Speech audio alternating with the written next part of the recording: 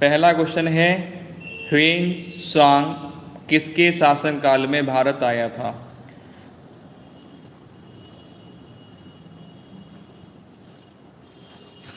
दोस्तों यहाँ पर ध्यान दीजिए, आपका राइट आंसर क्या हो जाएगा? यहाँ पे राइट आंसर आपका हो जाएगा ऑप्शन नंबर सी, यानी हर्षवर्धन के शासनकाल में चीनी यात्री ह्वेन सांग भारत आया था। ठीक है, चलिए नेक्स्ट क्वेश्चन पे आ जाएंगे। हालांकि जो भारत जब आया ह्वेन सांग, तो ये भारत में 269 ईस्वी से लेकर के 269 ईस्वी से लेकर के 645 ईस्वी तक भारत में रहा।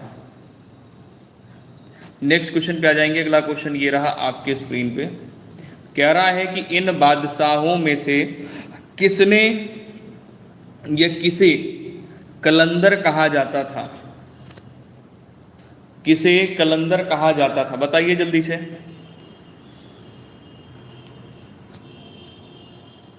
इन बादशाहों में से किसे कलंदर कहा जाता था? तो बाबर भारत पर आक्रमण करने वाला एक तुर्क आक्रामक, मतलब जो है आक्रांता था, और उसका इतिहास प्रसिद्ध युद्ध पानीपत का युद्ध था। उसका जो इतिहास है वो प्रसिद्ध युद्ध पानीपत का युद्ध था।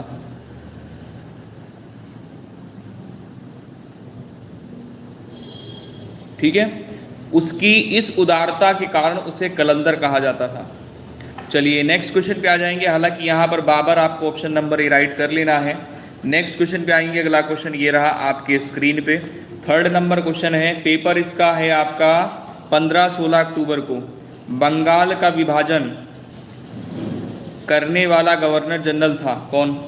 बंगाल का विभाजन करने वाला गवर्नर जनरल था। तीसरे नंबर पर राइट आंसर क्या हो जाएगा? Lord Curzon. Lord Curzon right answer कर लेंगे। ठीक है, लॉर्ड कर्जन गवर्नर जनरल के काल में भारत में ब्रिटिश साम्राज्यवाद का उच्चतम बिंदु था, और इसी के काल में बंगाल का विभाजन का निर्णय लिया गया। तो वही पूछा गया है कि बंगाल का विभाजन करने वाला गवर्नर जनरल था लॉर्ड कर्जन। ऑप्शन नंबर आपका ये करेक्ट हो जाएगा। अगला क्वेश्चन यहाँ पे चौथा नंबर है, आपसे पूछ रहा है, बताइए जेजाक भुक्ति क्या है? जेजाक भुक्ति खाली जगह का पुराना नाम था। इलाहाबाद था, सौराष्ट्र, बुंदेलखंड, कानपुर। तो राइट आंसर यहाँ पर क्या हो जाएगा? जेजाक भुक्ति, या फिर इसको बोलते भी थे, क्या बोलते थे इसको? बोलते थे जिझौती। क्या बोलते थे इसको? जिझौती बोलते थे। तो इसमें ये पूछा गया है कि ये किसका पुराना नाम था? गुड मॉर्निंग दोस्तों, ये था बुंदेलखंड का पुराना नाम। ठीक है, बुंदेलखंड का पुराना नाम था। नेक्स्ट क्वेश्चन पे आ जाएंगे। अगला क्वेश्चन 5वां नंबर है, आपसे यहाँ पर पूछ रहा है महाबलीपुरम के रथ मंदिरों का निर्माण किसने करवाया था? महाबलीपुरम के रथ मंदिरों का निर्माण किसने करवाया था? 5वें नंबर पर राइट आंसर बताना है आपको। दोस्तों यहाँ पर हो जाएगा नरसिंह वर्मन प्रथम। क्या करेंगे? नरसिंह वर्मन प्रथम महाबलीपुरम के रथ मंदिरों का निर्माण करवाया था। अगला क्वेश्चन ये रहा आपके स्क्रीन पे, छठा नंबर है, आपसे पूछ रहा है कि प्लासी का जो युद्ध है कब लड़ा गया था? प्लासी का युद्ध कब लड़ा गया था? छठे नंबर पे राइट आंसर हो जाएगा प्लासी का युद्ध 1757 ईस्वी में लड़ा गया था। 1757 ईस्वी में लड़ा गया था। नेक्स्ट क्वेश्चन पे आ जाएंगे। अगला क्वेश्चन यहाँ पर ये रहा 7वां नंबर आपके स्क्रीन पे है। इसमें कह रहा है कि पंचशील का नारा किससे संबंधित है? अच्छा, प्लासी का युद्ध किसके किसके बीच लड़ा गया ये भी आपको पता होना चाहिए।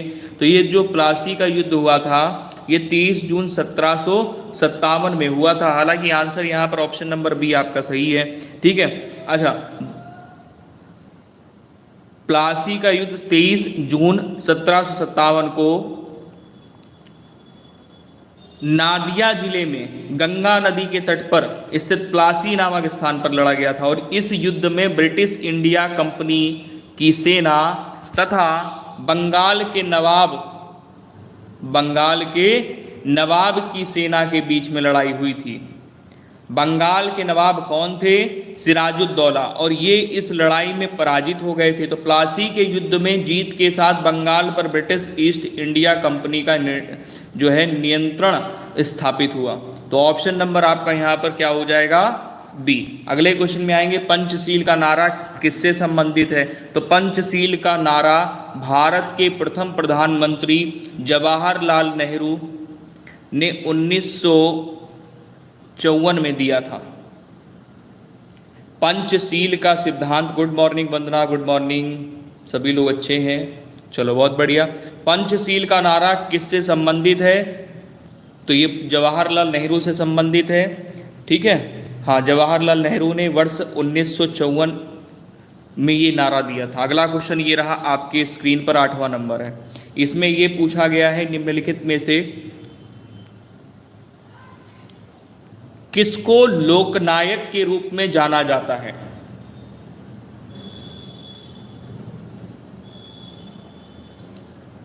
श्वेता गौतम गुड मॉर्निंग, माधुरी मिश्रा गुड मॉर्निंग। चलिए सभी लोग फटाफट से आंसर करेंगे।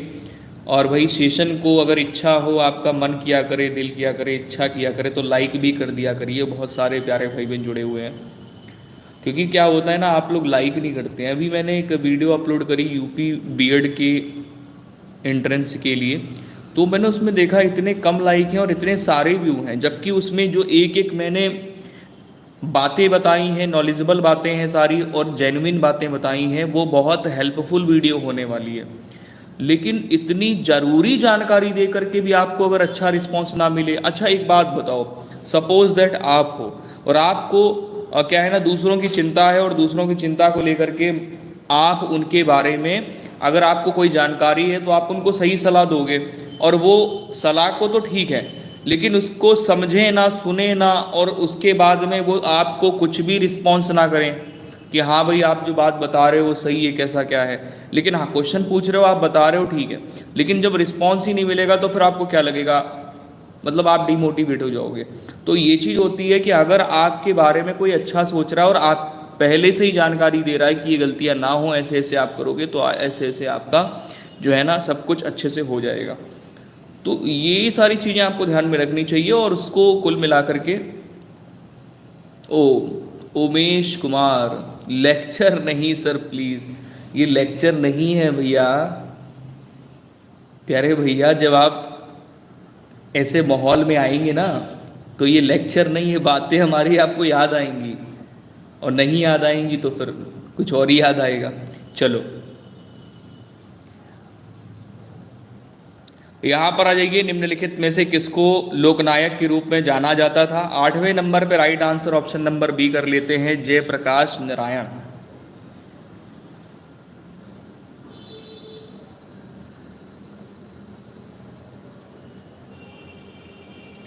दोस्तों Jayaprakash Narayan, option number D बिल्कुल यहाँ पर आपका करेक्ट हो जाएगा। इनको लोकनायक के रूप में जाना जाता था। अगला क्वेश्चन ये रहा आपकी स्क्रीन पे, 9वां नंबर क्वेश्चन है। पूछा जा रहा है कि भूदान आंदोलन का प्रवर्तक किन्हें माना जाता है? 9वें नंबर पे सही आंसर आपका क्या होगा? देखो, भूदान आंदोलन का प्रवर्तक किन्हें माना जाता है? 4 विकल्प हैं, जयप्रकाश नारायण, महात्मा गांधी, विनोबा भावे और श्री रामचंद्र रेड्डी। तो यहाँ पर राइट आंसर आपका क्या होगा?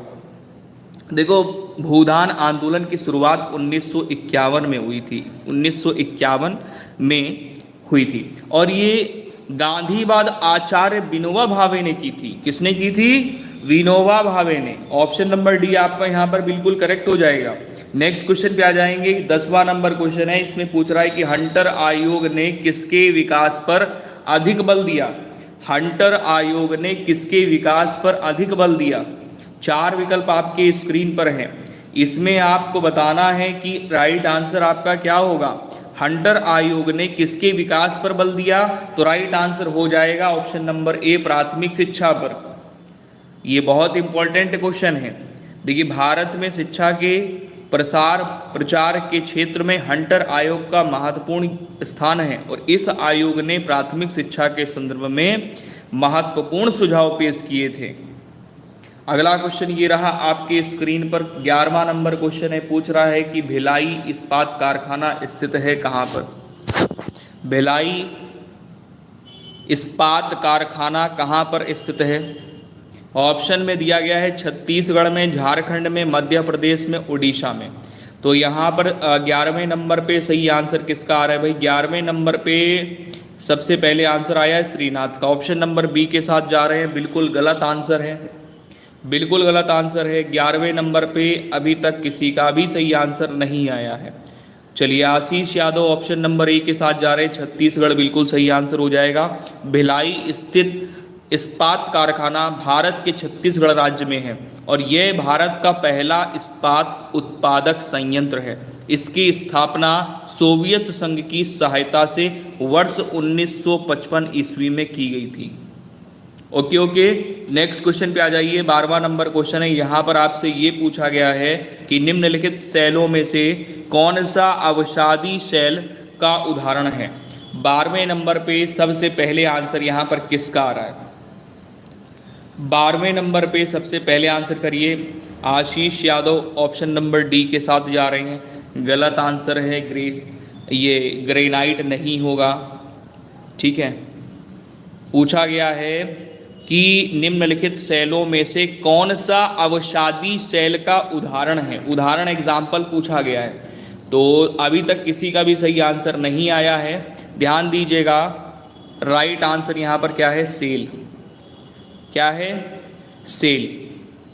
नेक्स्ट क्वेश्चन पे आ जाइए। अगला क्वेश्चन यहाँ पर 13 नंबर है। इसमें पूछा गया है कि पुच्छल तारे की पूंछ की दिशा सदैव होती है।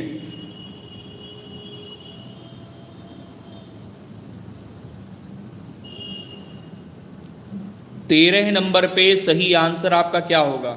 सूर्य की ओर होती है, सूर्य से दूर होती है, उत्तर पूर्व की ओर होती है, दक्षिण पूर्व की ओर होती है।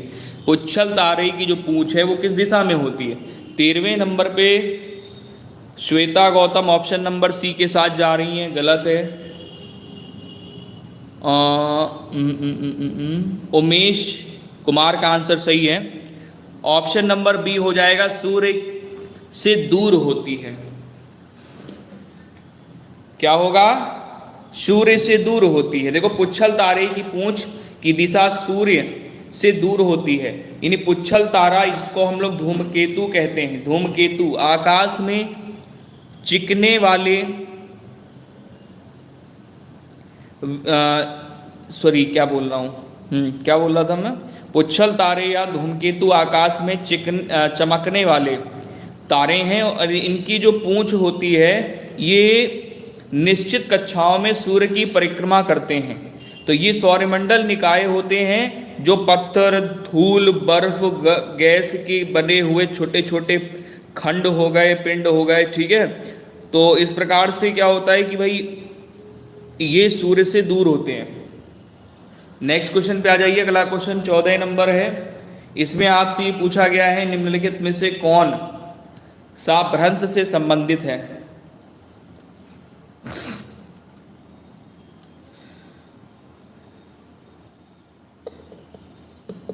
चौदह नंबर पे राइट आंसर बताएंगे।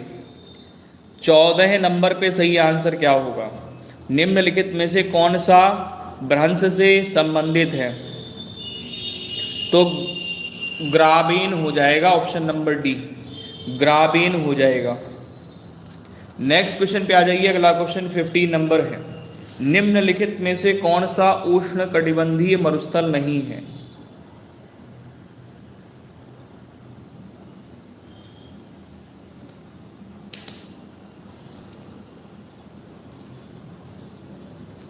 पंद्रह नंबर पे right answer option number C कर लेंगे, गोबी।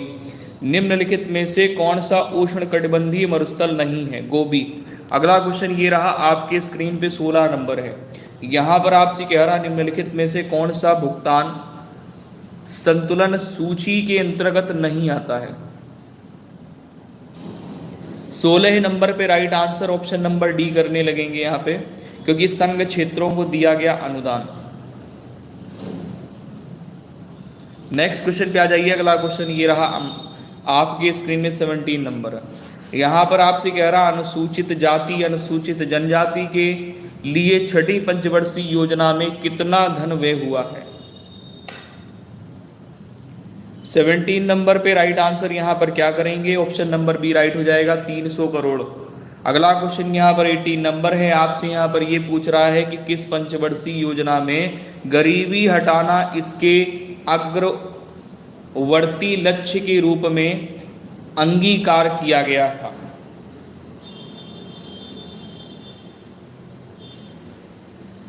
किस पंचवर्षीय योजना में गरीबी हटाना इसके अग्रवर्ती लक्ष्य के रूप में अंगीकार किया गया था। 18 नंबर पे right answer option number D कर लेंगे, छठी। अगला क्वेश्चन ये रहा आपके स्क्रीन पे, 19वां नंबर है, महात्मा गांधी राष्ट्रीय ग्रामीण रोजगार गारंटी स्कीम प्रारंभ हुई। प्रियंका त्रिपाठी, हर हर महादेव, बहुत दिनों बाद क्लास में कहाँ चले गए थे भाई। 19 नंबर पे राइट आंसर क्या करोगे भाई, महात्मा गांधी राष्ट्रीय ग्रामीण रोजगार गारंटी स्कीम प्रारंभ हुई थी 206 में। अगला क्वेश्चन ये रहा आपके स्क्रीन पे, 20वां नंबर क्वेश्चन है, आरबीआई की संस्तुति के आधार पर बनाया गया। आरबीआई की संस्तुति के आधार पर बनाया गया। तो भारतीय रिजर्व बैंक की स्थापना 1 अप्रैल 1935 में रिजर्व बैंक अधिनियम 1934 के अनुसार रॉयल कमीशन ये नहीं दिया है, ये दिया है option number B, royal commission की संस्तुति के आधार पर की गई। ठीक है, ऑप्शन नंबर आपका बी करेक्ट हो जाएगा। नेक्स्ट क्वेश्चन पे आ जाइए। अगला क्वेश्चन 21 नंबर है, इसमें कह रहा भारतीय संविधान का कौन सा भाग मौलिक अधिकारों से संबंधित है। जल्दी से आंसर करिए, जल्दी से। भारतीय संविधान का कौन सा भाग है जो कि मौलिक अधिकारों से संबंधित है। तो 21 नंबर पे राइट आंसर क्या करेंगे, भारतीय संविधान के भाग 3 में अनुच्छेद 12 से 32 तक मौलिक अधिकारों का वर्णन किया गया है। यह अमेरिकी संविधान से लिए गए हैं मौलिक अधिकार। ठीक है भाई, समझ गए सभी लोग। चलिए अगले क्वेश्चन पे आ जाइए। अगला क्वेश्चन ये रहा आपके स्क्रीन पर, 22 नंबर है। बहुत सारे हमारे प्यारे भाई बहन जुड़े हुए हैं। सेशन को लाइक बहुत कम लोगों ने किया, तो भाई सेशन को लाइक ज़रूर कर दिया करिए आप लोग। ठीक है, इस क्लास का टारगेट डेली का 100 लाइक्स का रहता है, तो आप लोग भाई ध्यान दिया करिए। सभी प्यारे भाई बहन रेगुलर आप लोग क्लास लेते हैं, पुराने स्टूडेंट हैं, तो भाई सेशन को लाइक ज़रूर कर दिया करिए, जिससे कि 100 लाइक्स आपके कंप्लीट हो जाएं। चलिए शिवाजी, हर हर महादेव। चलो सर, आज हमारे बहुत गलत हो रहे हैं, पता नहीं क्यों। कोई बात नहीं है, डिमोटिवेट नहीं होना है। गलत हो रहे हैं, सही आंसर पता चल रहे हैं। ठीक है, हाँ भैया रोहित मिश्रा, इतने ही बहुत हैं। अच्छा मतलब एक मोटिवेशन मिल जाता है कि कम से कम 100 स्टूडेंट तो हैं जो कि लाइक करके हमें मोटिवेट इंडिकेट करते रहते हैं, है ना। चलिए यहाँ पर आ जाएंगे। 22वां नंबर क्वेश्चन आपके स्क्रीन पर है, पंचायती राज को सुदृढ़, क्या लिखा हुआ है, पंचायती राज को सुदृढ़ करने हेतु भारतीय संविधान में निम्नलिखित में से कौन सा संशोधन किया गया। तो 22वें पे right answer option number C कर लेंगे, 73वां संशोधन। क्या कर लेंगे, 73वां। कोई बात नहीं, कोई बात नहीं, डिमोटिवेट नहीं होना है, मोटिवेट होना है। गलत हो रहे हैं तो कल हम सही करेंगे, ठीक है, और पढ़ाई करेंगे। इसलिए तो हम डेली आपको एक पेपर करा रहे हैं। अब बताइए, डेली अगर आप एक पेपर कर रहे हो और इसी तरह का पेपर आपको परीक्षा में मिलने वाला है, तो आपको 100% रिस्पांस अच्छा ही मिलेगा। ठीक है, नीलम राजपूत राधे राधे। चलो भाई, यहाँ पर देखो, पंचायती राज को सुदृढ़ करने हेतु भारतीय संविधान में निम्नलिखित में से कौन सा संशोधन किया गया। तो 73वां संविधान संशोधन किया गया, जिसमें पंचायती राज को सुदृढ़ बनाया गया। ठीक है, अगला क्वेश्चन ये रहा आपके स्क्रीन पर, 23वां नंबर क्वेश्चन है। आपसे यहाँ पर ये पूछा जा रहा है कि बताइए अंतर्राष्ट्रीय न्यायालय का मुख्यालय स्थित है। 23वें नंबर पे अंतर्राष्ट्रीय न्यायालय का मुख्यालय कहाँ पर स्थित है। न्यूयॉर्क में, लंदन में, हेग में, पेरिस में। तो सही आंसर आप यहाँ पर क्या करेंगे 23वें नंबर पे। दोस्तों अंतर्राष्ट्रीय न्यायालय का मुख्यालय कहाँ पर है? हेग में। ऑप्शन नंबर सी जो लोग कर रहे हैं उन सभी का आंसर बिल्कुल सही है।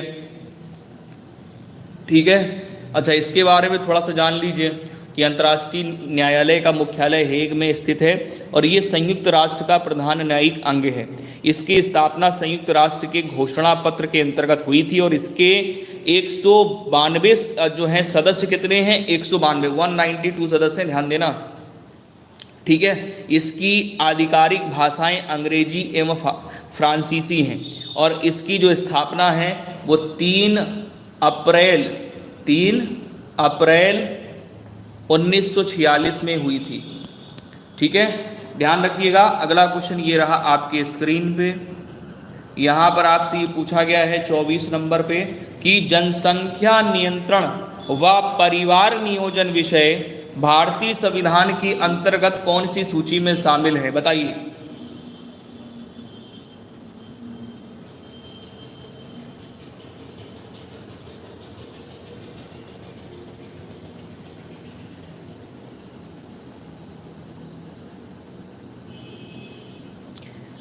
जनसंख्या नियंत्रण व परिवार नियोजन विषय भारतीय संविधान के जो है ना अंतर्गत की सूची में शामिल हैं।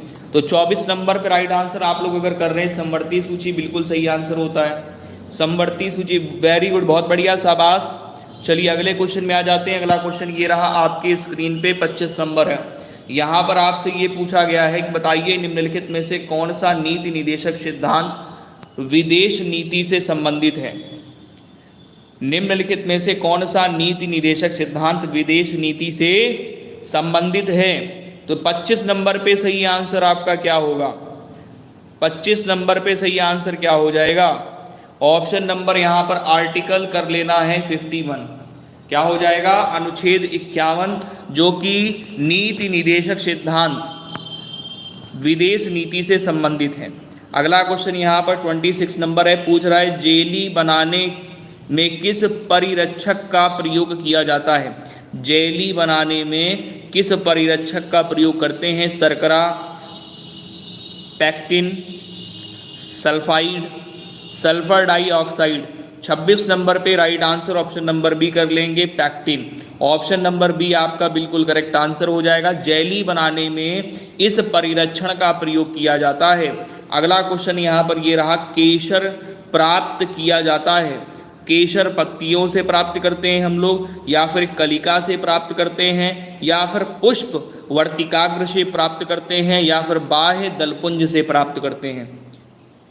Sakshi Patel very good morning. 27 number पे सबसे पहले आंसर आशीष यादव ने दिया है, बिल्कुल गलत आंसर है, क्योंकि जो केसर है ये पुष्प वर्तिकाग्र से प्राप्त होती है। ऑप्शन नंबर जिनका जिनका सी आ रहा है बिल्कुल करेक्ट हो जाएगा। देखो केसर को अंग्रेजी में क्या कहते हैं? इसको बोलते हैं सैफॉर्न। क्या बोलते हैं? ये बोलते हैं, ठीक है, सैफॉर्न। नेक्स्ट क्वेश्चन पे आ जाइए। अगला क्वेश्चन है, मानव शरीर में कुल कितनी पसलियां हैं? मानव शरीर में कुल कितनी पसलियां हैं? 22, 24, 26, 28। मानव शरीर में कुल कितनी पसलियां हैं? तो यहाँ पर 12 जोड़ी कर लेते हैं। 12 जोड़ी मतलब हो गया 12 दूनी 24। कुल बोला है तो यहाँ पर 24 आंसर कर लेंगे। ऑप्शन नंबर सी राइट हो जाएगा। ठीक है, पसलियां हमारे शरीर में एक वक्ष पिंजरे का निर्माण करती हैं। इसके द्वारा हमारे हृदय और फेफड़े दोनों ही सुरक्षित रहते हैं। ठीक है, और हमारी पसलियों की कुल संख्या 24 होती है, तथा वक्ष में अगर बात करें तो एक साइड 12 और दूसरी साइड 12, टोटल मिलाकर के 24 होती हैं। नेक्स्ट क्वेश्चन पे आ जाएंगे। अगला क्वेश्चन ये रहा आपके स्क्रीन पे, 29 नंबर है। इसमें कह रहा है TAB। ठीक है, TAB का जो टीका है ये किस रोग में लगता है?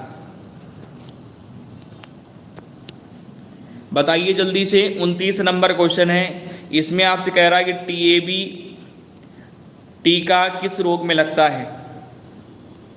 तो मियादी बुखार से बचाव के लिए इस टीका को लगाया जाता है। मियादी बुखार से बचाव के लिए कि टीएबी का टीका लगता है। ध्यान दीजिएगा, मियादी बुखार से बचाव के लिए टीएबी का टीका लगता है। अगला क्वेश्चन ये रहा, आपके स्क्रीन पे 30 नंबर है। यहाँ पर आपसे पूछा गया है यातायात सिग्नलों में लाल बत्ती का प्रयोग किया जाता है क्योंकि, रीजन क्या भाई, लाल बत्तियों का प्रयोग क्यों किया जाता है? बताएंगे सभी प्यारे भाई बहन, बताएंगे सारे प्यारे भाई बहन, बताएंगे जल्दी से। यहाँ पर आपसे ये पूछा गया है कि यातायात सिग्नलों में जो लाल बत्ती है इसका प्रयोग किस लिए किया जाता है? तो ऑप्शन नंबर सी के साथ सभी लोग जा रहे हैं। देखते हैं भैया, कह रहा है कि इसकी तरंगदैर्घ्य सबसे अधिक है और लंबी दूरी से देखी जा सकती है। 30 नंबर पे सही आंसर ऑप्शन नंबर यहाँ पे सी हो जाएगा। बिल्कुल करेक्ट आंसर, वेरी गुड, शाबाश, बहुत अच्छे भाई। क्लास अगर आपको हेल्पफुल लगा करे तो सभी प्यारे भाई बहन ईमानदारी से लाइक ज़रूर कर दिया करिए, ठीक है। इस क्लास का टारगेट होता है 100 लाइक्स का, ज़्यादा नहीं रखते हैं क्योंकि आप लोग पूरा नहीं कर पाते हैं, इसलिए बस इतना ही रखते हैं, है ना। तो 100 लाइक्स टारगेट होता है, तो सभी प्यारे भाई बहन सेशन को लाइक ज़रूर कर दिया करिए, जिससे कि और भी लोगों तक लाइव सेशन पहुंच सके और भी लोग जुड़ पाएँ। चलिए, यहाँ पर कह रहा है कि 9 और 63 के बीच कितनी संख्याएं हैं जो कि 9 से पूर्णतः भाज्य हैं, यानी विभाजित हैं, परंतु 3 से विभाजित नहीं है। परंतु 3 से, भाई देखो कौन, कितनी ऐसी संख्याएं हैं जो 9 से विभाजित है, 3 से नहीं है? देखो, बताओ जल्दी से, देखें किसको किसको आंसर आता है इसका। 31 नंबर। मैं अभी बताऊंगा नहीं, पहले आपका आंसर देखूंगा, पहले आपका आंसर।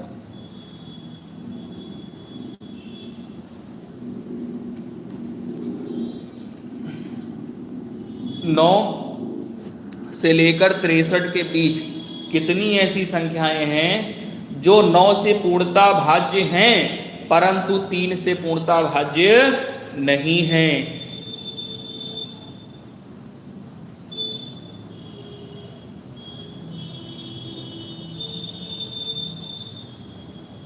वाह, क्या बात है भाई, दिल खुश कर दिया आप लोगों ने तो, वेरी गुड, शाबाश।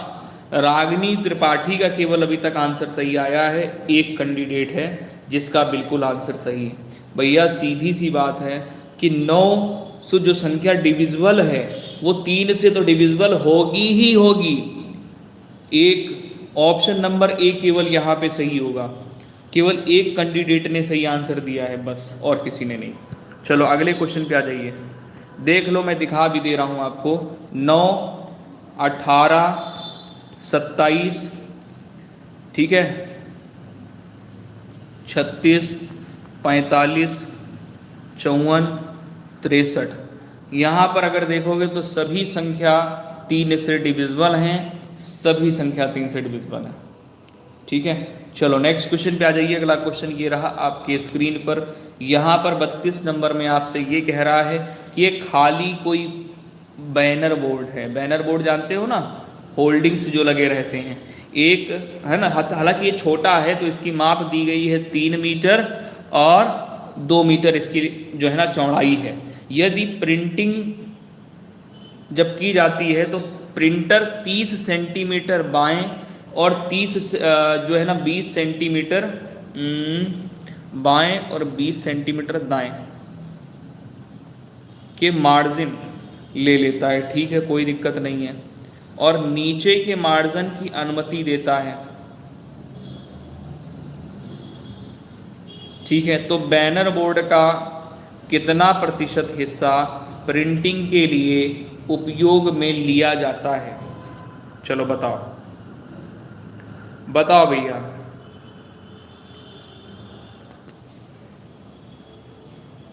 उसने मार्जिन सेट कर लिया, मार्जिन सेट किया है तो मार्जिन में इतना छोड़ दिया बाएं से और इतना छोड़ दिया ऊपर और नीचे से, बाएं और दाएं से इतना छोड़ दिया, मतलब यहाँ पर जब छोड़ेगा तो 30 सेंटीमीटर इधर छोड़ दिया इसने और 30 सेंटीमीटर इधर छोड़ दिया। ऊपर नीचे की बात करेंगे तो 20 इधर छोड़ दिया, 20 इधर छोड़ दिया। अब यहाँ पर ये कह रहा है कि कितनी जगह में प्रिंटिंग होती है, प्रतिशत वैल्यू बताइए।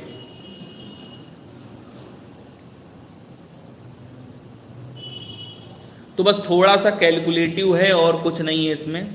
थोड़ा सा कैलकुलेटिव है और इसमें कुछ नहीं है, हम एक बार फिगर फिर से बना दे रहे हैं जिससे आपको प्रॉपर अच्छे से समझ में आ जाए। देखो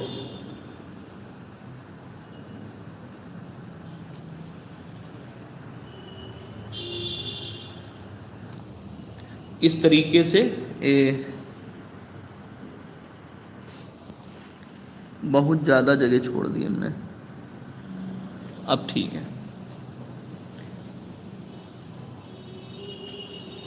देखो यहाँ पर जो पहले वाली निकालोगे तो ये तो कितनी है, 3 मीटर है। 3 मीटर यानी सेंटीमीटर निकालोगे तो 300 सेंटीमीटर हो जाएगा, कोई दिक्कत? 300 सेंटीमीटर, ये 200 सेंटीमीटर हो जाएगा। अब यहाँ पर सिचुएशन ये है कि प्रिंटिंग में बाएं और दाएं से 20 पहले तो 30 बाएं और दाएं से छोड़ दिया जाता है, मार्जिन ले लिया जाता है। तो यहाँ पर इधर से 30 हमने छोड़ दिया, 30 सेंटीमीटर इधर से छोड़ दिया, ठीक है, और इधर से भी 30 ही छोड़ दिया हमने, ठीक है। यहाँ से छोड़ता कितना है, इधर से छोड़ता है 20 सेंटीमीटर ऊपर और नीचे से, तो 20 सेंटीमीटर यहाँ से भी छोड़ दिया, 20 यहाँ से छोड़ा और 20 यहाँ से छोड़ दिया, ठीक है। एक सेकंड, दूसरे कलर से लिखने दिखेगा ना, दूसरे कलर से 20 इधर से छोड़ा, 30 इधर से छोड़ा। अब देखो ये माइनस कर दोगे तो अंदर वाला मार्जिन हमको पता चल जाएगा। तो 300 से माइनस करोगे तो ये 30 और ये 30 माइनस हो जाएगा, तो अंदर वाला हमें कितना मिल जाएगा, 60। मतलब 300 से अगर आप 60 माइनस कर देते हैं तो 240 मिलेगा अंदर वाला मार्जिन, तो ये 240 हो गया, ठीक है। अब इधर का निकालोगे, ये तो हमें यहाँ वाला मार्जिन मिला इस तरीके से। अब ऐसे ऐसे वाला मार्जिन अगर निकालोगे तो यहाँ पर देखो कितना आएगा, 200 में से आपको क्या माइनस करना है, 20 और 20 40, 40 माइनस करिए तो यहाँ पर 160 मिलेगा।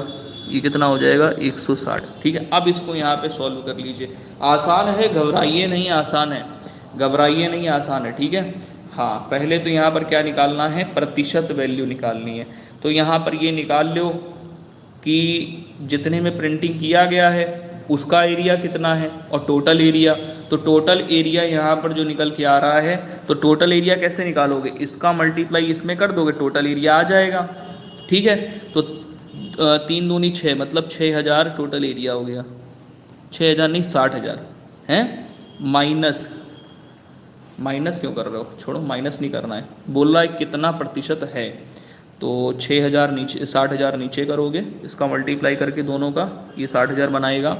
अच्छा, उसके बाद में क्या करोगे, यहाँ पर ऊपर मल्टीप्लाई करोगे 2400 गुणे 160, यहाँ पर 100 से मल्टीप्लाई करोगे क्योंकि हमें प्रतिशत वैल्यू निकालनी है। अब इसको सॉल्व कर लीजिए, 4 जीरो से ये 4 जीरो कट गए, ठीक है। 6 से 24 को काट दोगे तो 4 आ जाएगा, 4 का गुणा इसमें कर लो 16 में तो 64 आंसर आ जाएगा। यानी 64% भाग में उसने जो है ना प्रिंटिंग की, तो 64% यहाँ पर आपका सही आंसर हो जाएगा। बोलो समझ में आया कि नहीं, बोलो जल्दी से, बोलो सभी प्यारे भाई बहन, जय माता की। मतलब समझ में आ गया सबको, आ गया सबको, समझ में आया कि नहीं आया, जल्दी से बताओ भाई, आ गया सबको? भाई कमेंट तो कर दो, कमेंट में कंजूसी करते हो आप लोग, कमेंट भी नहीं करते हो। ऐसे क्वेश्चन आप लोग नोट्स बनाते हुए चलेंगे तो बहुत ज़्यादा बेनिफिट मिलेगा आपको, समझ में भी आ गया और आपने अपनी कॉपी में नोट भी कर लिया, नोट्स बना लिए, एग्ज़ाम टाइम पे प्रैक्टिस कर ली, बस काम हो गया। चलो अगले क्वेश्चन पे आ जाओ। अगला क्वेश्चन ये रहा 33 नंबर आपके स्क्रीन पे। बेटा जी मैथ के क्वेश्चन हैं ये, बहुत आसान होते हैं। इसमें कह रहा है कि एक व्यक्ति ने 3% चक्रवृद्धि ब्याज की दर से 2 वर्ष के लिए 10,000 रुपये उधार लिए, 2 वर्ष पश्चात उसने कितने रुपए चुकाए। अब 10,000 रुपये ले रहा है। देखो बहुत आसान है, बहुत ज़्यादा आसान है, हम क्या बताएं, हद से ज़्यादा आसान क्वेश्चन है, हद से ज़्यादा आसान क्वेश्चन है। अब देखो 10,000 रुपये हमने तुमसे ले लिए, अब तुमने ये कहा कि हम 3% चक्रवृद्धि ब्याज लगाएंगे और 2 वर्षों में हमारा पैसा हमको टोटल चाहिए विथ चक्रवृद्धि ब्याज के साथ। चक्रवृद्धि ब्याज को बोलते हैं कंपाउंड इंटरेस्ट, और ये एक ऐसा इंटरेस्ट होता है जिसमें क्या होता है, ब्याज पर ब्याज मिलते हैं हमें। क्या होता है, ब्याज पर ब्याज मिलते हैं। आप लोग आंसर करिए।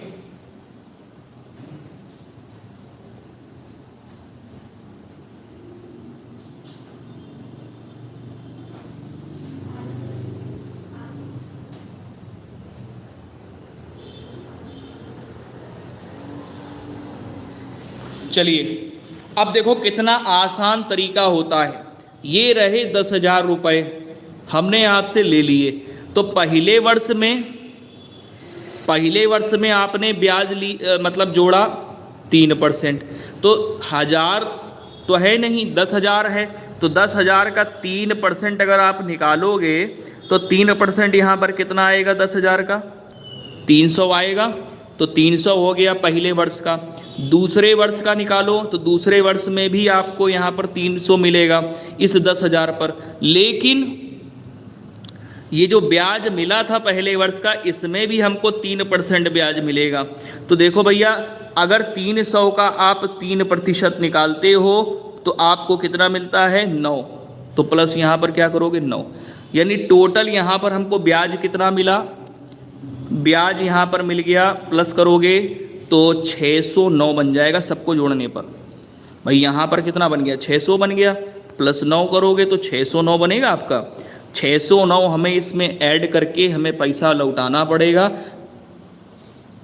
जिससे हमने पैसा लिया था, हमें इतना अमाउंट उसको देना पड़ेगा। ऑप्शन नंबर आपका ये सही है, सी। ठीक है, समझ गए भैया, समझ गए। प्रेरणा वर्मा, वेरी गुड मॉर्निंग। समझ में आया कि नहीं आया, बताओ जल्दी से, समझ में आया या नहीं आया, एक बार कमेंट करके जल्दी से बताएंगे सभी प्यारे भाई बहन। वेरी गुड, शाबाश। नेक्स्ट क्वेश्चन पे आ जाइए। अगला क्वेश्चन ये रहा आपके स्क्रीन पे। यहाँ पर आपसे ये कह रहा है कि रघु ने 1200 किलोमीटर हवाई यात्रा जहाज से तय की। राहुल ने 1200 किलोमीटर यात्रा की और जहाज से तय की, जो उसकी कुल यात्रा का 2/5 भाग थी। ध्यान देना, जो उसकी कुल यात्रा का क्या थी, 2/5। मतलब ये जो 1200 इसने हवाई जहाज से तय करी है, ये कुल यात्रा का 2/5 है, कुल यात्रा का 2/5। ठीक है, अच्छा, उसने कुल यात्रा का 1/3 भाग कार द्वारा, शेष यात्रा रेलगाड़ी द्वारा तय की।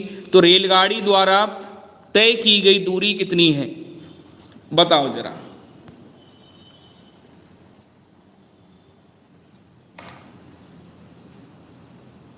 पहली बात तो ये है कि 2/5 भाग जो यात्रा है ये कितनी है, 1200। ठीक है, अब 2 से अगर काट दोगे इसको आप तो यहाँ पर मिलेगा हमें 600। 5 से गुणा कर दोगे तो कुल मिलाकर के यहाँ पर आपको मिल जाएगी 3000 किलोमीटर डिस्टेंस। टोटल डिस्टेंस 3000 है।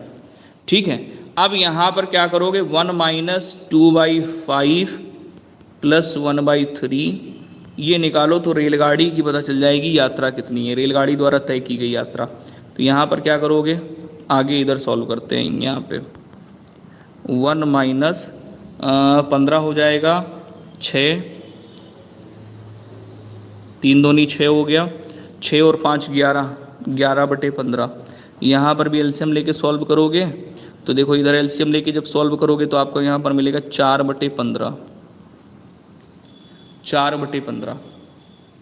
ठीक है, तो हमें यहाँ पर टोटल दी गई है, यानी 15 बराबर हमको दे दी गई वैल्यू।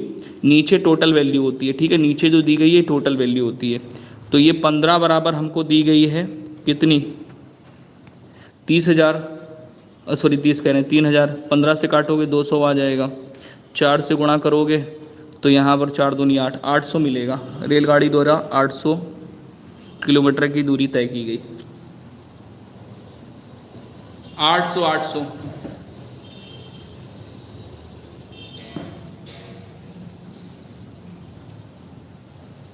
अभी कुछ लोगों को समझ नहीं आया है, समझ आया कि फिर से बताऊं मैं, समझ आया कि फिर से बताऊं?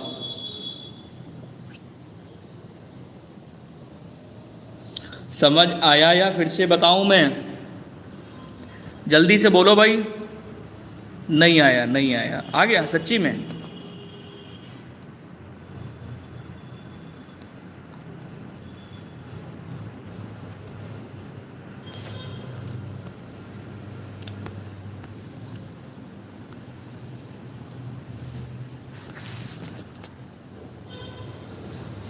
देखो, कोई दूरी है, कोई डिस्टेंस है, हमें पता नहीं कितनी डिस्टेंस है।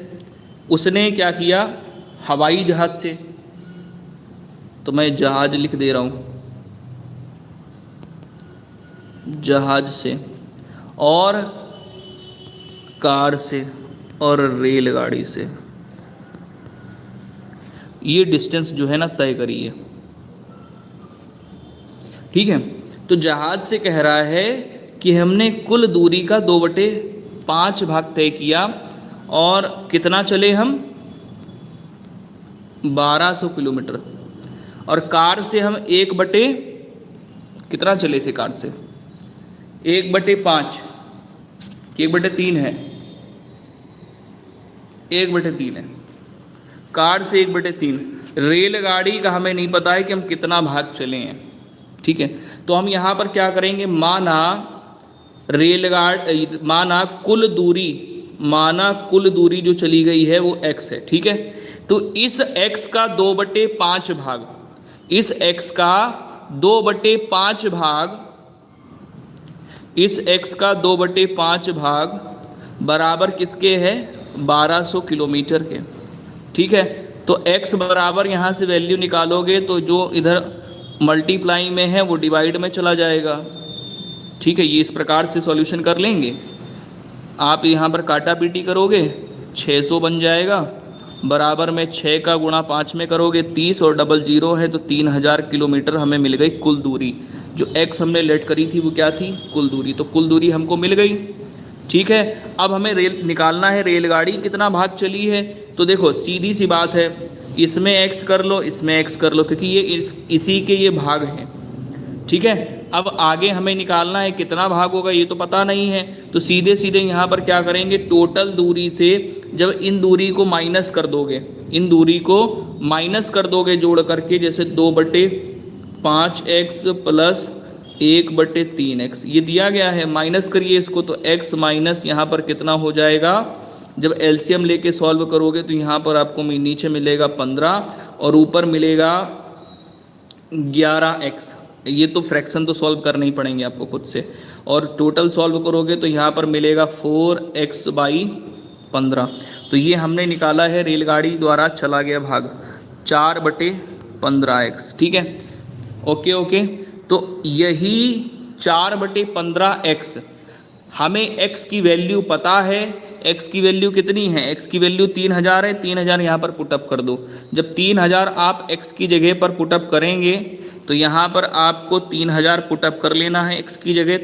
15 से काटोगे तो 15 दूनी कितना होता है, 30, 200 बचेगा, और 200 का गुणा जब 4 के साथ में करोगे तो 4 × 200 यानी आपको मिलेगा 800 किलोमीटर। आ गया सबको समझ में? ये था बेसिक मेथड। इससे पहले हमने आपको जो बताया था वो ट्रिक वाला मेथड था, तो नहीं समझ आया कुछ लोगों को तो बेसिक मेथड समझ लो, ये भी आसान है, बहुत ज़्यादा टफ नहीं है। मैंने एक एक चीज़ प्लस करके बताई है, इसलिए थोड़ा समय लग गया। चलो अगले क्वेश्चन पे आ जाओ, धड़ाधड़ से अगले क्वेश्चन में आ जाओ।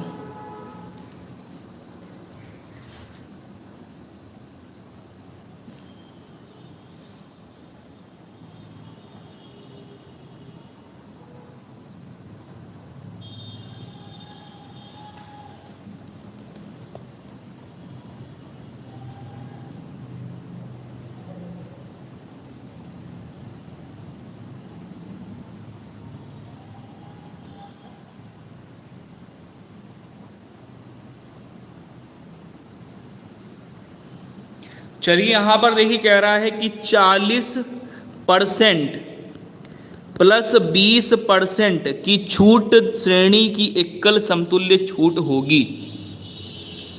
इसको इसका सॉल्यूशन क्या होगा जल्दी से बताइए। मैंने आपको फॉर्मूला बताया था छूट वाला, क्या बताया था, इसको x लेट करेंगे, इसको y, ठीक है। तो x plus y minus x y बटे कितना होता है 100। अब यहाँ पर वैल्यू पुट कर लो जब भी ऐसा क्वेश्चन आपको दिया जाए। तो यहाँ पर देखो कितना है, 40 है प्लस 20 है, ठीक है, माइनस 40 गुणे 20 बटे कितना हो जाएगा 100। तो 100 2 जीरो से 2 जीरो कट गया यहाँ पे, ये कितना आ जाएगा, ये तो 40 और 20 60 हो गया, माइनस 4 दूनी 8 हो गया, माइनस कर दोगे यहाँ पर 52% आ जाएगा। ये किसके समतुल्य है, 52% के। और ये मालूम है कहाँ पर, जब आप मॉल में जाते हैं ना, मॉल में, तो वहाँ पे लिखा रहता है 40% प्लस 20% छूट। तो इसका मतलब ये नहीं होता है कि 60% छूट हमको मिलेगी, इसका मतलब है कि 52% छूट है।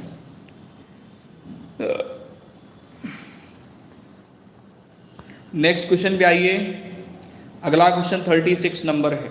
यहाँ पर आपसे क्या कह रहा है कि भाषा सिखाने का सही क्रम क्या है। भाषा सिखाने का जो सही क्रम है या सीखने का जो सही क्रम है वो क्या है, बोलना, श्रवण करना, यानी श्रवण करने का मतलब होता है सुनना, पढ़ना, लिखना। तो 36 नंबर पे जो सही आंसर है वो श्रवण करना, पहले सुनना, फिर बोलना, फिर पढ़ना, फिर लिखना।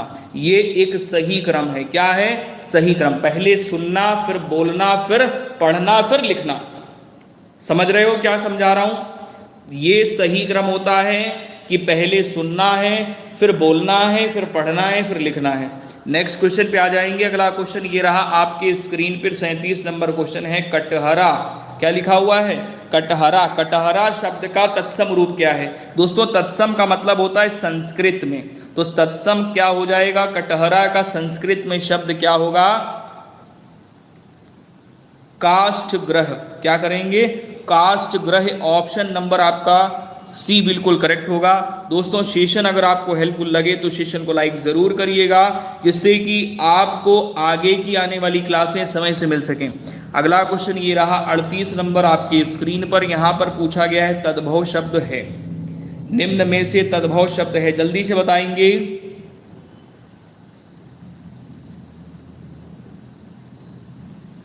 तद्भव शब्द यहाँ पर प्रकाश चंद्र, अंधेरा, रात्रि। तो 38 में क्या होगा, अंधेरा।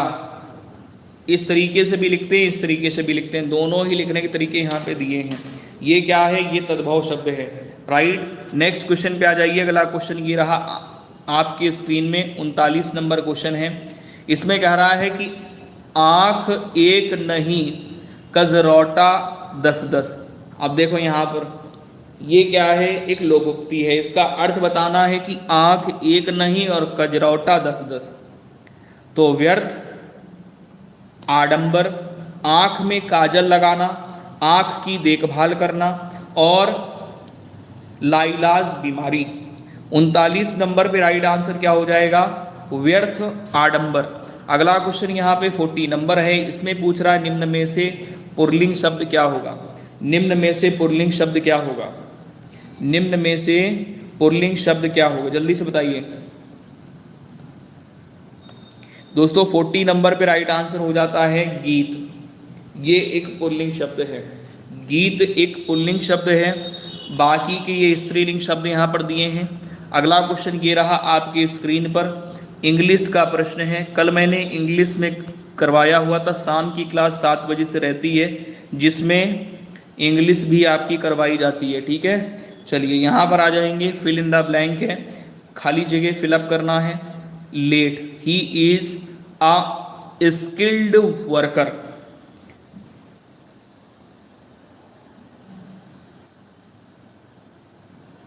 फोर्टी 41 पे सही विकल्प क्या करेंगे जिससे ये सेंटेंस पूरा कंप्लीट हो जाए। तो यहाँ पे थो करेंगे। अगले क्वेश्चन पे आ जाइए। अगला क्वेश्चन यहाँ पर 42 नंबर है। 42 में आपसे ये पूछ रहा है कि call the first witness, said the जज, कन्वर्ट रिपोर्टेड स्पीच। इसको रिपोर्टेड स्पीच में कन्वर्ट करना है, बताइए क्या होगा 42 में।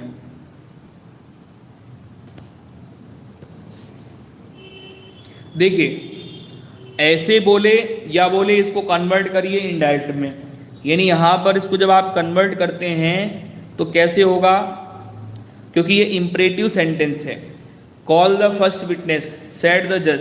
अब जज क्या है, ऑर्डर दे रहा है, तो ऑर्डर इम्परेटिव सेंटेंस में ही होता है कमांड देना। तो यहाँ पर इसको आप कैसे करोगे, द जज, द जज, देखते चलना, द जज, अरे ये कहाँ जा रहा है, द जज कमांड कर रहा है तो कमांडेड हो जाएगा, क्योंकि ये सेंटेंस आपका कैसा है, पास्ट में, तो वर्ब भी यहाँ पर पास्ट में होगी। Them to call the first witness, option number A आपका बिल्कुल करेक्ट है, डायरेक्ट से इनडायरेक्ट बनाया गया है। हालांकि अभी हमने इंपरेटिव सेंटेंस नहीं पढ़ाए हैं। चलिए अगले क्वेश्चन, अभी आपके इंट्रोगेटिव चल रहे हैं। अगला क्वेश्चन ये रहा 49 नंबर क्वेश्चन आपके स्क्रीन पे।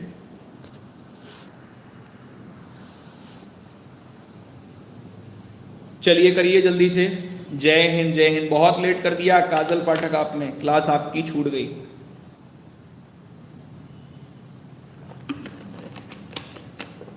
टेलीग्राम से आप लोग जुड़े नहीं है क्या? टेलीग्राम से जुड़े रहा करिए, नोटिफिकेशन वहां पर जैसे ही मिले वैसे ही क्लास ज्वाइन कर लिया करिए।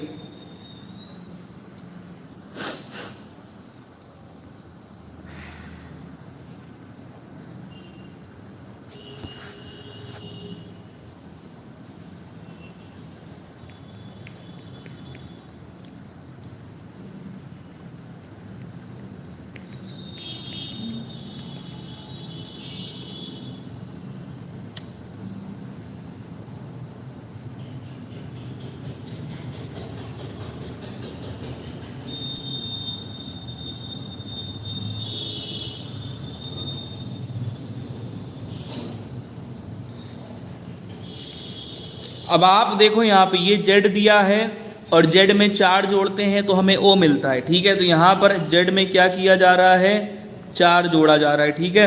अब j में आ जाओ, j में देखो j ये है और 8 ये है, मतलब यहाँ पर क्या कर रहे हैं, इसमें तो जोड़ा है और यहाँ वापस आ रहे हैं तो माइनस कर रहे हैं। उसी प्रकार से j में यहाँ पर क्या किया है, इसने माइनस कर दिया है, माइनस, ठीक है। आगे यहाँ पर ध्यान से देखोगे तो ये m है और m ऊपर मिल रहा है, तो m में यहाँ पर 4 प्लस करता है तो h मिलता है, ठीक है। m में यहाँ पर इसने 4 प्लस किया तो h मिला।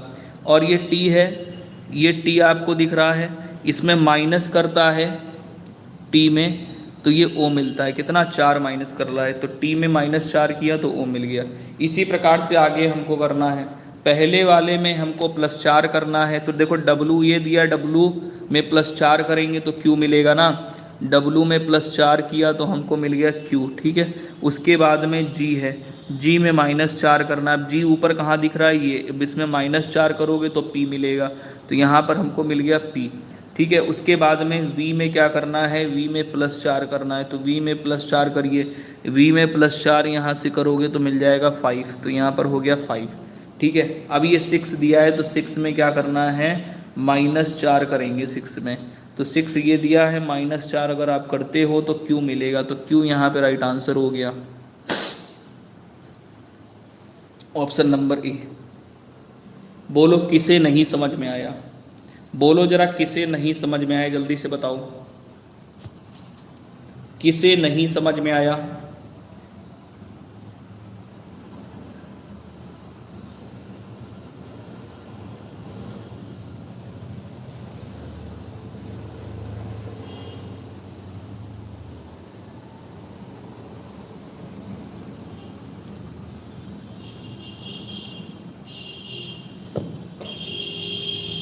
चलिए आंसर देखिए, क्या कर रहे हैं आप लोग, इस तरीके से बातचीत क्यों कर रहे हैं भाई, बातचीत आप लोग क्यों कर रहे हैं, बातचीत क्यों कर रहे हैं?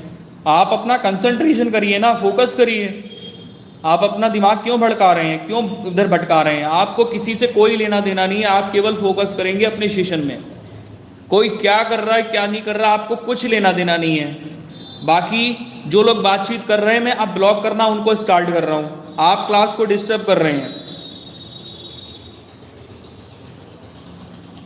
चलिए अगले क्वेश्चन पे आ जाइए। अगला क्वेश्चन ये रहा आपके स्क्रीन पे, 50वां नंबर क्वेश्चन आपके स्क्रीन पे है। 50वां नंबर क्वेश्चन आपकी स्क्रीन पे है। यहां पर आपसे कह रहा है कि राम गीता से लंबा है। आंसर करिए जल्दी से। जल्दी से आंसर करेंगे, जल्दी से, फटाफट से। राम गीता से लंबा है, विमला राम से लंबी है लेकिन मोनू से छोटी है। बिंदु गीता से लंबी है लेकिन राम से छोटी है। तो यहां पर कह रहा है कि नीचे दिए गए लोगों में से सबसे छोटा कौन है, बताइए। सबसे छोटा और बड़ा दोनों बताइए। सबसे छोटा, बड़ा और दोनों बताने, छोटा भी बताना है, बड़ा भी बताना है। हालांकि पूछा यहाँ छोटा गया है। तो देखो यहाँ पर ध्यान से कि राम जो है गीता से लंबा है। राम क्या है, गीता से लंबा है। और विमला राम से लंबी है। विमला क्या है, राम से लंबी है लेकिन मीनू से छोटी है। लेकिन मीनू से लेकिन एक सेकंड, लेकिन मीनू से क्या है, ये छोटी है। आगे बोला है कि बिंदु गीता से लंबी है। बिंदु क्या है, गीता से लंबी है। बिंदु गीता से लंबी है लेकिन राम से छोटी है। लेकिन राम से छोटी है, ठीक है। अब राम से बड़ा कौन है, देखो यहाँ पे राम से बड़ा यहाँ पर विमला है। विमला राम से बड़ी है और विमला से बड़ी कौन है, मीनू। इस प्रकार से ये आपका जो बना है आरेख, ये इस तरीके से अरेंज किया गया है। ये बिल्कुल सही अरेंज किया गया है। सबसे छोटी कौन है, सबसे छोटी है गीता और मीनू सबसे बड़ी है। सबसे बड़ी कौन है, मीनू। सबसे बड़ी कौन है, मीनू। सबसे छोटी कौन है, गीता। ठीक है, नेक्स्ट क्वेश्चन पे आ जाइए। अगला क्वेश्चन ये रहा आपकी स्क्रीन पे। यहां पर कह रहा है जनवरी 2022 में महान कथक नृत्य कौन, 2022 में, जनवरी 2022 में महान कथक नृत्यक पंडित बिरजू महाराज का वर्ष 83 की उम्र में निधन हो गया। उनका पूरा नाम क्या था, उनका पूरा नाम क्या था।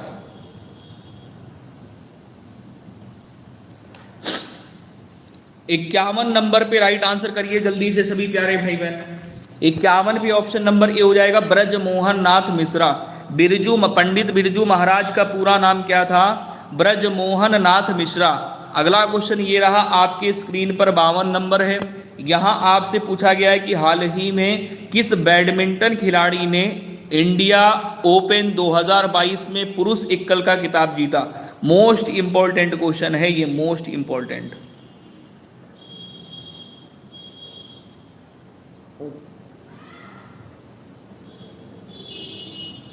बावन नंबर पे राइट आंसर ऑप्शन नंबर यहां पे डी हो जाएगा, लक्ष्य सेन। अगला क्वेश्चन ये रहा आपके स्क्रीन पर, 53 नंबर क्वेश्चन है। पूछा गया है कि हाल ही में प्रसिद्ध व्यक्तित्व कमाल खान का वर्ष 61 की आयु में निधन हो गया।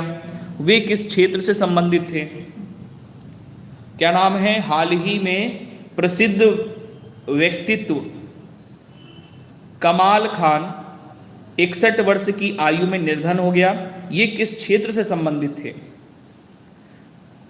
53 नंबर पे राइट आंसर यहां पर क्या होगा, ऑप्शन नंबर सी हो जाएगा। ये अभिनेता थे, ठीक है, कमाल खान। नेक्स्ट क्वेश्चन पे आइए। अगला क्वेश्चन ये रहा आपके स्क्रीन पे। यहां पर आपसे कह रहा है निम्नलिखित में से किसे इंडियन प्रीमियर लीग यानी आईपीएल का नया टाइटल स्पॉन्सर बनाया गया। 54 नंबर पे राइट आंसर कर लेंगे, टाटा।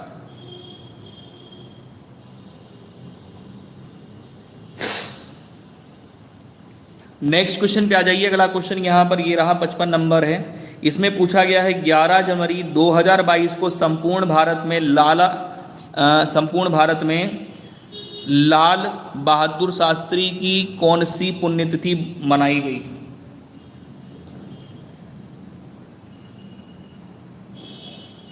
पचपन नंबर पे राइट आंसर ऑप्शन नंबर ए कर लेंगे, 56वीं पुण्यतिथि मनाई गई। अगला क्वेश्चन यहाँ पर 56 नंबर प्रश्न है। हाल ही में रेल मंत्रालय ने केवड़िया रेलवे स्टेशन का नाम बदलकर क्या रख दिया है।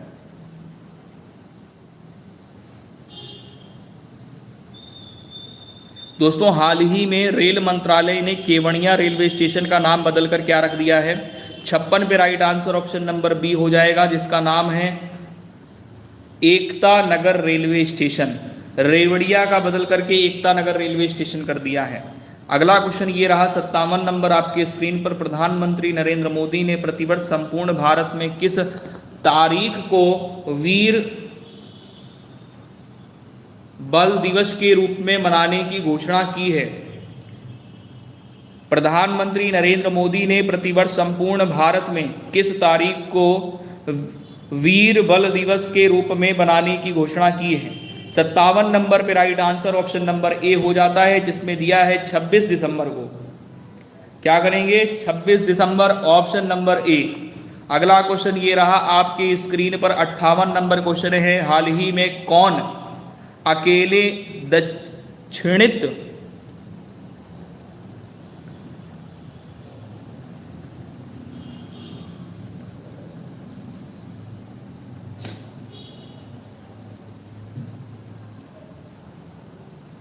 चलिए, हाल ही में कौन अकेले दक्षिण ध्रुव यानी साउथ पोल पर पहुंचने वाली पहली भारतीय मूल की महिला बनी है?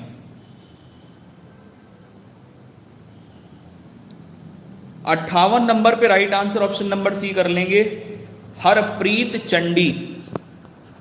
अगला क्वेश्चन यहां पर ये रहा आपकी स्क्रीन पर 59 नंबर क्वेश्चन है, आपसे यहां पूछा गया वर्ष 2022 में निम्न में से कौन सा राज्य भारत का पहला एलपीजी युक्त व धुआं मुक्त राज्य बना?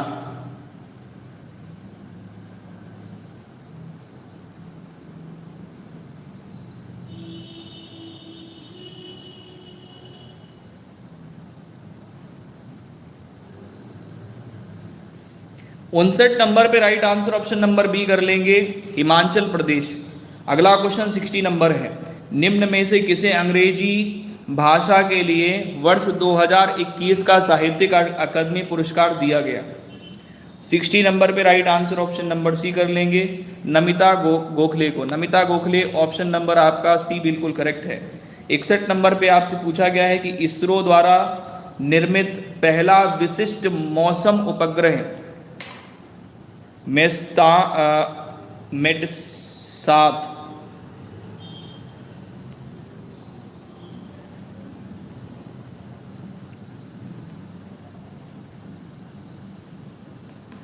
इसरो द्वारा निर्मित पहला विशिष्ट मौसम उपग्रह मेडसेट क्या है? 61 नंबर पे ये जो मेडसेट है ये क्या है? निखिल सिंह, मिल जाएगा, मिल जाएगा। चलिए 61 नंबर पे राइट आंसर जल्दी से करिए फटाफट से। देखिए, इसरो द्वारा निर्मित पहला मौसम उपग्रह जिसको बोला गया है कि मेडसेट, एक भूसमकालिक उपग्रह है। इसे कल्पना 1 के नाम से भी जाना जाता है। इसे सतीश धवन अंतरिक्ष केंद्र से 12 सितंबर 2002 में लॉन्च किया गया था। तो ये कैसा उपग्रह है? भू समकालिक उपग्रह है, ऑप्शन नंबर ए। अगला क्वेश्चन यहां पर ये रहा 62 नंबर आपके स्क्रीन पर, जापान की राष्ट्रीय पोशाक कौन सी है? जापान की राष्ट्रीय पोशाक कौन सी है भाई? तो 62 नंबर पे राइट आंसर हो जाता है किमोनो। किमोनो, किमोनो नोट कर लो, इसको ध्यान देना, और किमोनो को देख भी लेना कि ये जो मतलब किमोनो में पहनावे कौन से हैं। किमोनो ड्रेस जो होती है, देखो मैं बता दे रहा हूँ, जो किमोनो ड्रेस होती है लाइक मतलब अब कैसे बताऊँ, आपने देखा होगा कि कोई मूवी देखी होगी जिसमें पंखा लिए रहते हैं, ऐसे ऐसे हिलाते हैं, इस तरीके से पंखा उनका होता है, हाथ से लिए रहते हैं, ऐसे ऐसे वाला पंखा लिए रहते हैं। अब आपको ड्रेस याद आ जाएगी, इसको बोलते हैं किमोनो ड्रेस। ऐसे देखा है आपने, ध्यान दिया है? किमोनो ड्रेस, पंखा लिए रहते हैं, ड्रेस होती है, मतलब वो फुल ड्रेस होती है बिल्कुल। आ गई याद? अगर मूवी वगैरह देखी है आप लोगों ने तो आपने पंखा देखा होगा, ऐसा पंखा लिए रहते हैं, उनकी जो ड्रेस होती है वही ड्रेस बोली जाती है किमोनो। अगला क्वेश्चन यहाँ पर 63 नंबर है, इसमें कह रहा है टेबल टेनिस किस देश का राष्ट्रीय खेल है? चलो बताओ भैया, 63 नंबर क्वेश्चन है, टेबल टेनिस किस देश का राष्ट्रीय खेल है?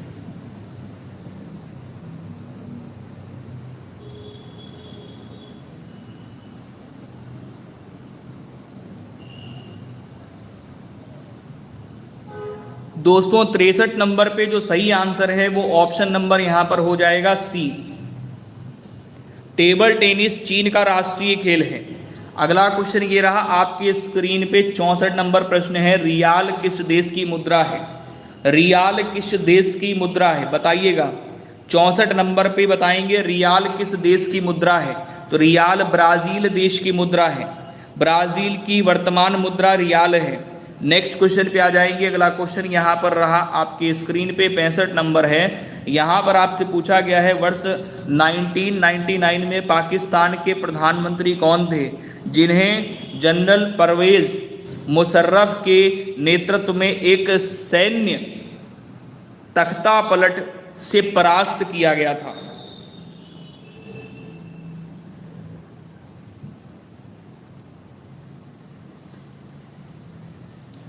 दोस्तों 65 नंबर पे राइट आंसर सी कर लेंगे, नवाज शरीफ। अगला क्वेश्चन ये रहा 66 नंबर आपकी स्क्रीन पर, इसमें है मालगुडी डेज किस भारतीय लेखक के कार्यों पर आधारित कृति है? मालगुडी डेज किस भारतीय लेखक के कार्यों पर आधारित कृति है? 66 नंबर पे सही आंसर सी कर लेंगे, RK नारायण। अगला क्वेश्चन यहाँ पे 67 नंबर है, नासाऊ किस देश की राजधानी है? नासाऊ किस देश की राजधानी है? ऑप्शन हो जाएगा बहामास। क्या करेंगे? नासाऊ किस देश की राजधानी है? बहामास। अगला क्वेश्चन यहाँ पे 68 नंबर है, आपसे पूछा गया है सचिन तेंदुलकर को किस वर्ष भारत रत्न से सम्मानित किया गया था? सचिन तेंदुलकर को किस वर्ष भारत रत्न से सम्मानित किया गया था? 68 नंबर पे सही आंसर आपका क्या हो जाएगा? वर्ष 2013 में सचिन तेंदुलकर को भारत रत्न से सम्मानित किया गया था। अगला क्वेश्चन ये रहा आपके स्क्रीन पर 69 नंबर क्वेश्चन है। इसमें पूछा गया है कि पीसीए बैंकों की वित्तीय स्थिति को उपयुक्त बनाए रखने के लिए पर्यवेक्षीय उपकरण का पूरा नाम क्या है? यानी जो पीसीए है ना, पीसीए का फुल फॉर्म क्या है आपको ये बताना है। तो पीसीए का फुल फॉर्म बताइए जल्दी से। 69 नंबर क्वेश्चन है, पीसीए का फुल फॉर्म क्या होगा? Prompt corrective action. Prompt corrective action, option number B आपका करेक्ट हो जाएगा। अगला क्वेश्चन 70 नंबर है, भारत में राष्ट्रीय युवा दिवस कब मनाया जाता है? मोस्ट इंपॉर्टेंट क्वेश्चन है, देखते हैं जरा किसे किसे इसका आंसर पता है। किसे किसे इसका आंसर पता है देखते हैं जरा, भारत में राष्ट्रीय युवा दिवस कब मनाया जाता है? 70 नंबर पे सबसे पहले आंसर दिया है योगेंद्र योगी ने। ऑप्शन नंबर यहाँ पर कर रहे हैं 12 जनवरी, बिल्कुल करेक्ट आंसर है। वेरी गुड, शाबाश। अगले प्रश्न में आएंगे। अगला प्रश्न आपका है ग्राफ का। अगला प्रश्न क्या है? ग्राफ का। करना चाहेंगे या नहीं करना चाहेंगे? करेंगे। चलो, ग्राफ करते कैसे हैं पहले तो शुरुआत आप जान लो अच्छे से। करने का तरीका होता है ग्राफ, ठीक है, जल्दी क्वेश्चन होते हैं। यहाँ पर पहले तो आप देखिए कि ग्राफ में निर्देश में क्या कहा गया है। नीचे दिए गए स्तंभ लेखा चित्र में एक विद्यालय के कक्षा 6 के 6 अनुभाग दिए गए हैं। 1 2 3 4 5 6 कक्षाएं दी गई हैं और छात्रों की कुल संख्या को दर्शाया गया है, ठीक है। अब छात्रों की कुल संख्या कुछ इस प्रकार से, अनुभाग तो ये दे दिए गए ABCD है ना, इस प्रकार से कक्षाएं हैं ये। और देखो यहाँ पर आप देख रहे होंगे कि जो छात्रों की संख्या है वो दी गई है। अब यहाँ पर इसके बीच में कौन सा नंबर होगा? 34, ठीक है। अब जैसे यहाँ पर इसके बीच में दिया है, नहीं इसके बराबर दिया है ये तो, और कोई बीच में नहीं है, ठीक है। चलो अब आ जाओ प्रश्न में। प्रश्न में ये कह रहा है आपसे कि वे 2 अनुभाग कौन से हैं। यहाँ पर तो अनुभाग दिए हैं, तो वे अनुभाग कौन से हैं जिनमें छात्रों की संख्या एक समान है।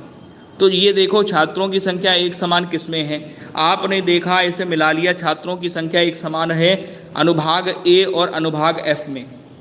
छात्रों की जो संख्या समान है वो कितनी है, 34 इसमें है और उसमें भी 34 है, दोनों की संख्या यहाँ पर समान है, इसलिए सही आंसर यहाँ पर आपका क्या हो जाएगा, ए और एफ। देखो जरा, अनुभाग ए और एफ, ऑप्शन नंबर बी यहाँ पर आपका करेक्ट हो जाएगा, राइट। अब इसके बाद में आपसे ये पूछा गया है, ध्यान देना, आपसे ये कह रहा, बहुत आसान क्वेश्चन होते हैं ये, अनुभाग ए अनुभाग सी में छात्रों की संख्या में अनुपात बताइए। अनुपात बोले तो रेशियो बताना है आपको, ठीक है। तो पहले अनुभाग ए और सी के छात्रों की संख्या देखो कितनी है।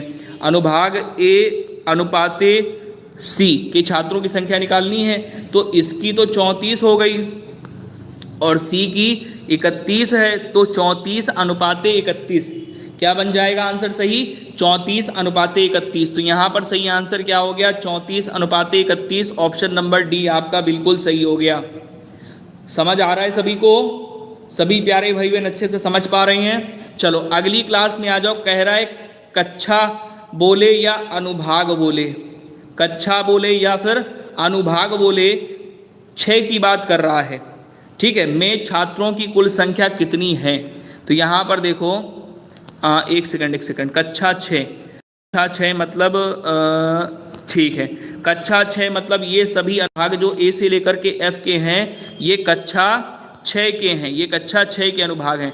तो कुल छात्रों की संख्या पूछी है, कुल छात्र कितने हैं सबको जोड़ लो, ये 34 है, ये 35 है, ये 31 है, जोड़ते हुए चलो फटाफट से सबको जोड़ लीजिए, ठीक है। और उसके बाद में आपका यहाँ पर हो जाएगा कितना, 32 और ये 33 है और ये कितना है आपका, ये 34, सबको जोड़ लो, सबको जोड़िए जल्दी से, सबको जोड़ लीजिए, सबको जोड़ेंगे 199 बन जाएगा, सबको जोड़ लो 199 बन जाएगा, जोड़ो जल्दी से। ज्योति सोनी ने जोड़ लिया, वेरी गुड, शाबाश। सबको जोड़ने पर कितना बन जाएगा, 199। तो यहाँ पर कक्षा 6 में जो जितने अनुभाग दिए गए हैं उन अनुभागों को जोड़ लेंगे, कुल संख्या यहाँ पर 199 बन जाएगी। अगले प्रश्न में ये कह रहा है कि अनुभाग बी और अनुभाग सी में छात्रों की संख्या का अनुपात बताइए। तो चलो अनुपात निकालते हैं बी और सी का। बी में अगर देखोगे तो 35 छात्र हैं और सी में अगर देखोगे तो 31 हैं। तो बी और सी का अनुपात निकालना है तो 35 अनुपाते 31 बन जाएगा। बोलो भैया, समझ में आ रहा है सभी को? कोई दिक्कत या परेशानी हो तो कमेंट करके बताना।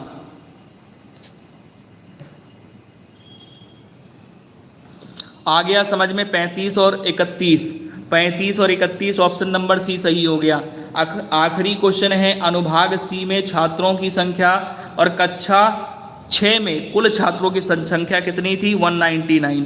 अब अनुभाग सी में छात्रों की संख्या निकालो, ठीक है। पूछ रहा है कितने प्रतिशत है कुल संख्या का, अनुभाग सी में जितने भी छात्र होंगे वो कुल का कितने प्रतिशत हैं। तो सी में कुल छात्रों की संख्या कितनी है, 31। तो यहाँ पर क्या करोगे, ये कुल जो यहाँ पर है अनुभाग सी में छात्र ये हैं 31, ठीक है। और यहाँ पर कुल कक्षा 6 के छात्रों की बात करें तो ये हैं 199। अभी निकाला ना, कह रहा है कि संख्या कि कितने प्रतिशत हैं। तो यहाँ पर देखो 31 बटे क्या करोगे, 199 मल्टीप्लाई क्या करोगे, 100, ठीक है। अब यहाँ पर क्या कर लो, सॉल्यूशन कर लो। तो इसको लगभग में आप मान लो 200, लगभग में वैल्यू मान लेते हैं, इसको मान लिया हमने 200। 2 जीरो से 2 जीरो कट गया, 2 से इसको काटोगे तो 15.5 मिलेगा। तो आंसर यहाँ पर 15.57 मिल रहा है। इसी को सही कर सकते हैं, हालांकि आंसर ये और ये बहुत नियरेस्ट दिए हुए हैं, ठीक है, बहुत पास के दिए हैं। तो यहाँ पर ऑप्शन नंबर हम लोगों ने क्या कर लिया, 15.57। कोई दिक्कत, कोई समस्या परेशानी हो तो बताओ जल्दी से, कोई दिक्कत समस्या परेशानी हो तो बताओ जल्दी से। इसके बाद में अगली क्लास आपकी 1 बजे से शुरू हो जाएगी। 1 बजे वाली जो क्लास है इसमें हम लोग करेंगे रीजनिंग एंड ग्राफ के क्वेश्चन, ठीक है भाई, ओके ओके। 1 बजे वाली क्लास शुरू हो जाएगी। होम पेज में जा करके जो भी क्लास आपकी मिस हो गई है अभी तक, मैं डेली इंपॉर्टेंट लाइव सेशन लेकर के आता हूं। अगर डेली की हमारी ये रामबाण वाली क्लास आप लोग ज्वाइन करते रहेंगे तो बहुत हेल्पफुल क्लास है, और यकीन मानिए ऐसा ही पेपर आपको एग्जाम हॉल में मिलेगा, बिल्कुल हूबहू ऐसा ही पेपर, ठीक है। तो 90+ लाने का यही राज है। कि डेली प्रैक्टिस बहुत ज़रूरी है, और बाकी जो टॉपिक आपको वीक लग रहा है, कमज़ोर लग रहा है, उसको आप अच्छे से पढ़ते रहिए। अगर ये सेशन आप कंप्लीट कर रहे हो और 1 से 2 घंटा आप पढ़ाई कर रहे हो तो 100% आपके 90+ आ जाएंगे, कोई आपको रोक नहीं सकता है।